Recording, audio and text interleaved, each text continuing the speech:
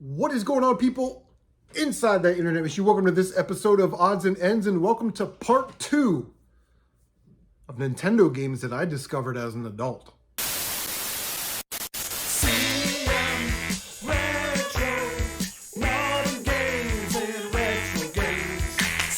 All right, so thank you guys so much for being here, for spending time here.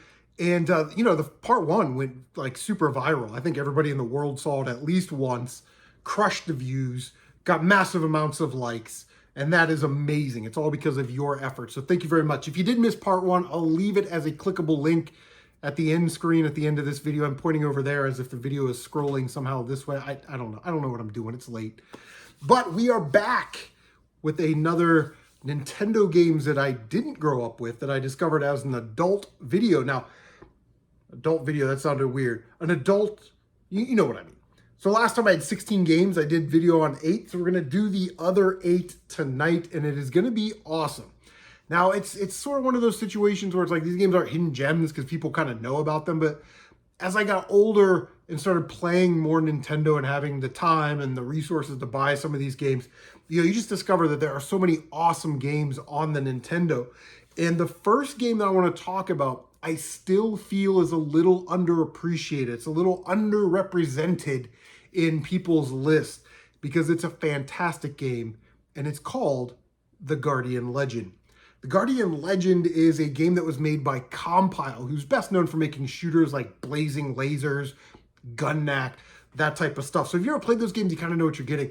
But it is a cross-genre game where you play as an android. Her name is Miria, and she has the ability to turn into a spaceship, like a transformer, So you play these top-down levels. It's kind of like a Zelda or a Blaster Master. You're kind of exploring, looking for upgrades, weapon upgrades, health upgrades, the ability to carry more chips, which is like the in-game currency. And while you're doing this, you're fighting enemies, discovering little secrets, and every once in a while, you'll come to a corridor. Now, if you look at the map, it's not really that hard to follow. The main area looks like a potato, and you can see there's 10 little points on the map. Those are going to be where your corridors are. So you can fly, you turn into a spaceship, and then it plays like a vertical scrolling shooter. And that's how you get from the main area to essentially the next part of the game, which would be like a Zelda dungeon or something like that. Kind of try and make this sound like something familiar to you. And you can upgrade your weapons. There's tons of them. There's like fireballs and lightsabers and rings that you can shoot behind you and protection rings and all kinds of things. It is a very, very awesome game. It's very underrated. Now, it is One Life, does have a password system, and some of it can be very cryptic. So if you just kind of want to play the game and get through it, don't be shy about using a map or a hint guide or watching a YouTube video or something like that, because it is a fun game, and the premise is actually kind of interesting. The aliens are sending essentially a planet to destroy us, and you have to fly into this planet, defeat the 10 bosses, turn off all the security keys, and then that planet will self-destruct and you can save humanity. Very, very sort of 80s, 90s storytelling when it comes to a video game, but the music is great, the graphics are great. Like I said, the power-ups are incredible. I would say that one thing is sort of cryptic about the game, even though the game does give you hints, is when you enter one of these corridor rooms, you have to sort of unlock the door so you can jump into it, transform into a spaceship, and do the shooting levels. Is that they require you to do some things that are a little cryptic, like wait 10 seconds or constantly shoot for 10 seconds or press up, down, left, and right or something, and that can be sort of maddening. So if you get stuck, definitely look that up. But the Guardian Legend absolutely is one of those, I don't want to say hidden gems, but I'll say it's a sleeper hit. It's a game that people sort of know about, but people haven't really played at all. I definitely recommend getting it. It's like $20, man, and it's so good. Definitely love the Guardian Legend. Did I say I definitely love the Guardian Legend? If I didn't, I'll just say it again. I definitely love Le Guardian Legend. So the next game that I discovered as an adult is sort of like that Darkwing Duck. I would have loved this game as a kid. It's Silver Surfer. I love Silver Surfer, man. He's my third favorite comic book character of all time. Spider-Man, Blade, Silver Surfer. That will be on CM Retro Trivia, so write that down. But Silver Surfer gets a lot of hate, a lot of shade, a lot of smoke on the internet machines because a couple YouTubers have made some videos about it and they portrayed it in a negative light. But really, Silver Surfer is like any other shoot 'em up ever made. You have to remember the levels, enemy spawn points, and the weapon mechanics, how to level up, how to use your bombs, when to use those, that kind of thing. Silver Surfer, you play these 5 levels. Each have 2 parts. You can play them in any order that you want. What's really nice is that there's a vertical scrolling level and a side scrolling level in each of the levels. So you get a little variety there. You know, each level has 2 parts. Then there's a small little shooter section, and then the boss fight. The bosses aren't so overpowering that you can't get through them. But I will say Silver Surfer adds a nice balance. There's you can power up, you can collect bombs, you can collect a couple options to help protect you or shoot in different directions. So I think it's incredibly fair. Now, I didn't find this game very difficult. There's definitely a challenge to it because it's a new game you never played. You don't know the level layout or the enemies. But once you get used to that, it's no different than playing, you know, a Gradius or a Gun-Knack or any other shooter ever. I will say that the last 3 levels, the magic domain, are very, very challenging. But the final boss is also very underwhelming, where it's like, who's this rock monster guy? We've been talking to Galactus and Mr. Sinister our entire journey as we've collected all these pieces of this device, and the final bad guy is somebody that we're just introducing at the final boss level.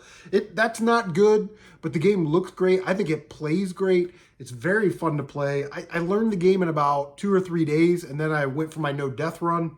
So it's definitely possible. Silver Surfer is not this unbeatable, unfair, ridiculously bad game that some people on the internet will tell you that it is. It's not. It's actually really, really good.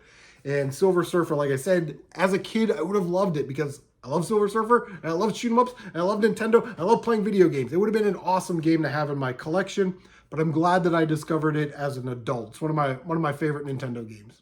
Coming in at number 3 today of Nintendo games I discovered as an adult, as a child, a young gamer, I loved Contra.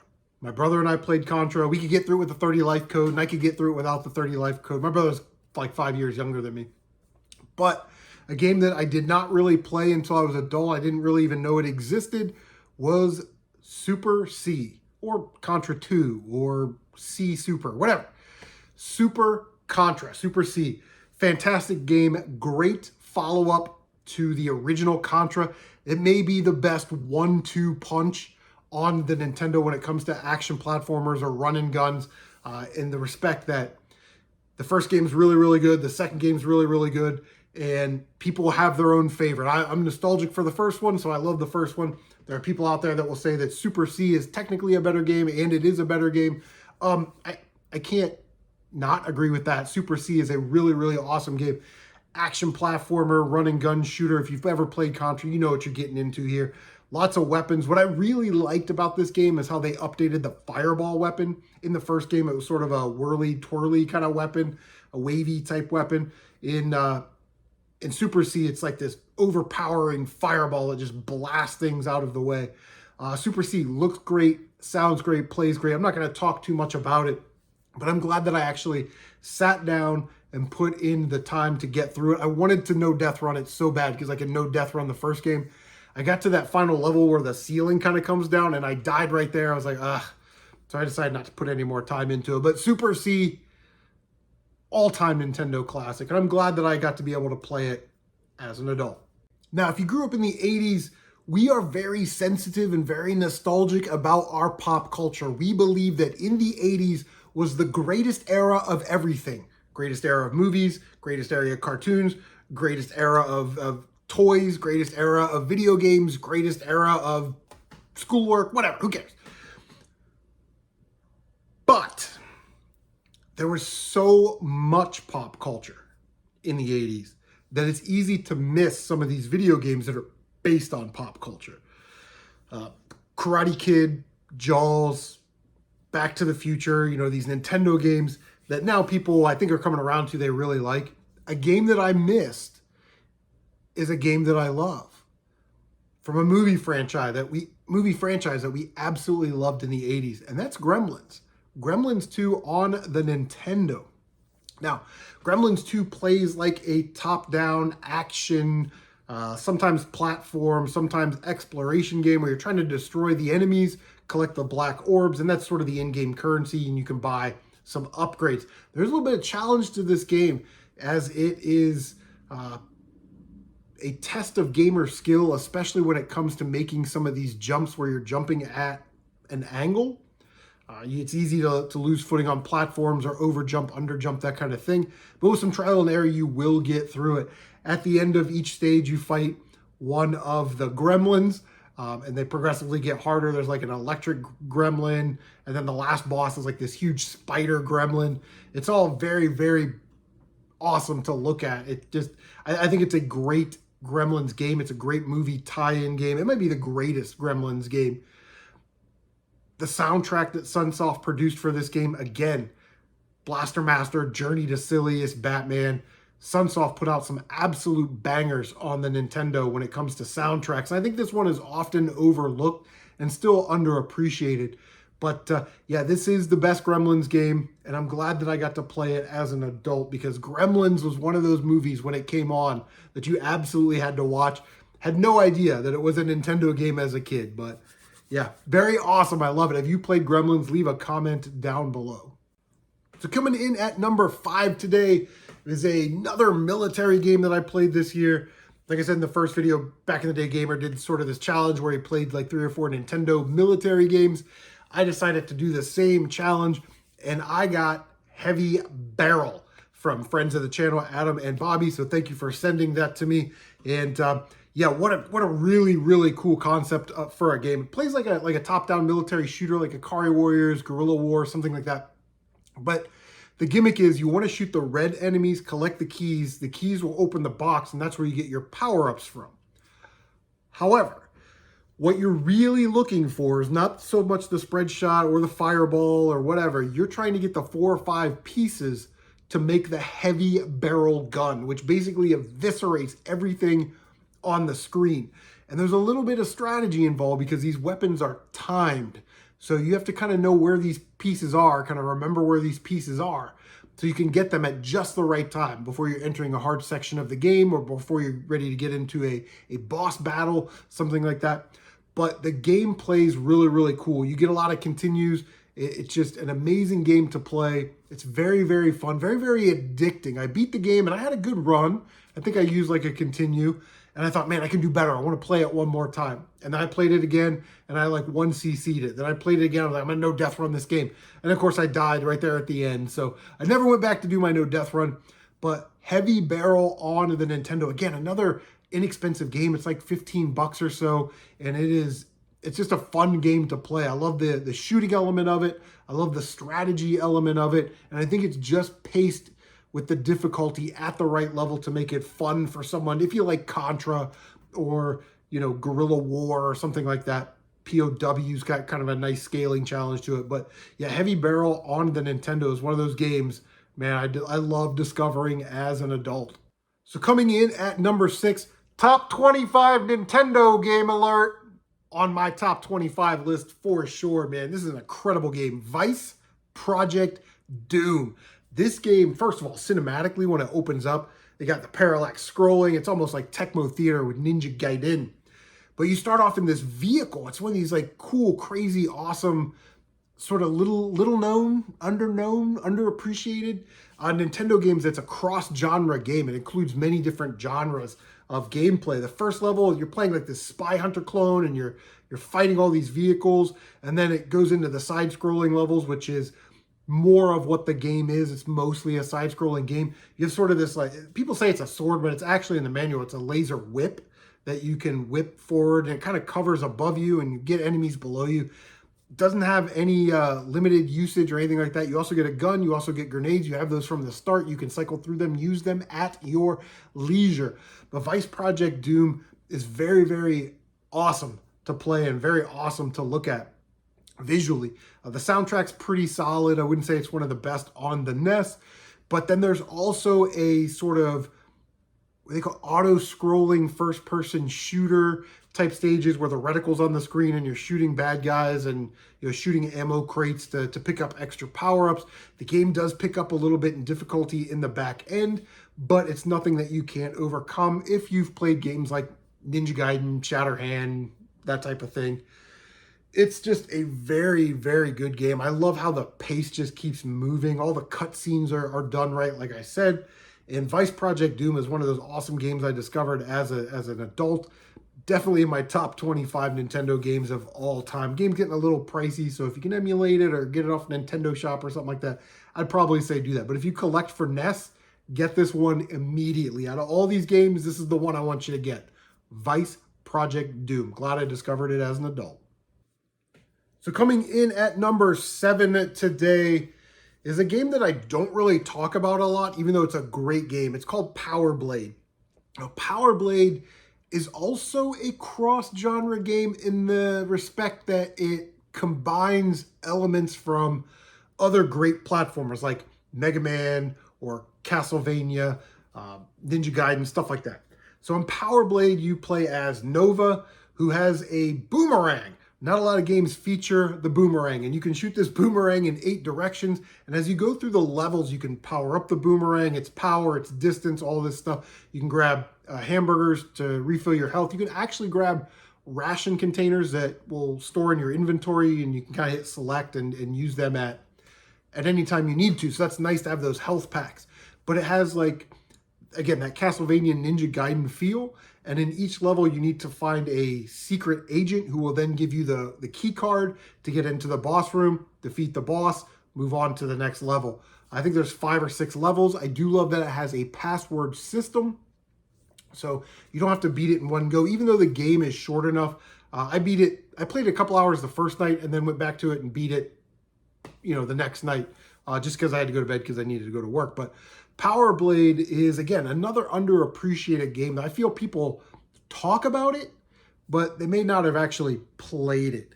Again, another game that's kind of getting expensive, but when you level up to a certain degree, you find the item, I kind of forget what it is, you get the Power Blade armor, and you can take 3 hits in this Power Blade armor before you revert back to your regular character, and you have the Power Blade weapon when you're in the Power Blade armor in the Power Blade game, featuring Power Blade. Everything's Power Blade. And it basically just eviscerates everything on the screen. It makes you the most powerful enemy in the game. So, don't get hit 3 times if you get the Power Blade. A very cool platformer. Like I said, looks great, plays great, sounds great. It's just tons of fun to play. So Power Blade is definitely one of those games I'm glad that I discovered as an adult. Coming in at number 8 today, rounding out the list, the original will always be my favorite. But I love Ninja Gaiden 3. I love this game. Again, I'm sorry, I didn't think this game was as hard as people made it out to be. I like any other game. Once you learn the level layout, what bosses are weak to, what items you need in certain situations, the game's easy. Except for the final stage, which you have to do on one timer bar. And it's very difficult to get through all of those sections in one timer. But I will say, you do get a limited amount of continues, but don't let that sort of dissuade you from not playing Ninja Gaiden 3. The concessions that they make in this game for the player are absolutely there to make the game easier. The first one is you can get a super sword upgrade, gives you extended reach and power. So make sure you get that in every level. The second thing is the lanterns that you usually wouldn't be able to see what items were in. In Ninja Gaiden 3, you can totally see what's in those lanterns. So you can make a decision of, is that worth your time to get? Do you want that? Another thing that they sort of made Ninja Gaiden 3 easier, or how they made it easier, is that enemies do not respawn like in the first game. If you take one step to the right, that enemy on the left is going to respawn. That does not happen in Ninja Gaiden 3. So with those 3 concessions, I think they really tamed this game down and made it a lot easier than the first game and a lot easier than the second game, which, I don't like at all. Well, I do like Ninja Gaiden 2. Let me get this right. I like Ninja Gaiden 2. I hate all of the weather and elemental gimmicks in Ninja Gaiden 2. But Ninja Gaiden 3 is a sensational game. It's definitely worthy of being played if you have not played it. it's fantastic. Like I said, it's one of my favorite games. It'd be in my top 50. I would say that. If you're familiar with the first two games, it plays like those games. So that level of familiarity there, you should be able to just pick it up and play it. But yeah, Ninja Gaiden 3, man, is one of those games. I love it. I love Ninja Gaiden so much. Why? When they made the Ninja, oh, okay. Listen, guys. When they made the Ninja Gaiden collection, I got kind of excited. Once I found out it was the 3D games, I was not excited anymore. I wanted it to be a collection of the 2D games, not the 3D games. But anyway, Ninja Gaiden 3, awesome game that I discovered as an adult. So that's going to do it. Another 8 Nintendo games that I discovered as an adult that are absolutely awesome. What are some games that you discovered as an adult? Leave a comment down below. Don't forget, I'll leave a link to the first part in case you missed it in the outro screen. But other than that, like, comment, subscribe, share on social media. Don't forget to bang that notification bell so you can stay up to date on all of your CM retro gaming goodness, guys. Take care of yourselves, and we will see you on the next one.